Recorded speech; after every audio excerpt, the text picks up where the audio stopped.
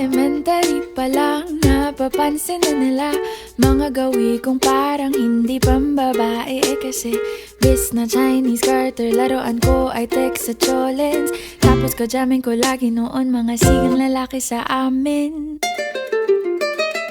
Nung ako'y mag-high school ay napabarkada sa mga bay. Curious na babae na ang hanap din ay babae.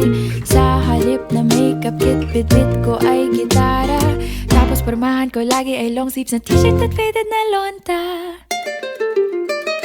Pero nung makilala kita, nagbagong bigla ang aking timpla. Natutuwa ko na magpariban at mag-ahit ng kilay at least once a month. Hindi ko alam kung anong meron ka na sa akin ay nagpalambot ng bigla. Sinong mag-aakalang lalaki pala ang bibihag sa tulad kong tigreng gala.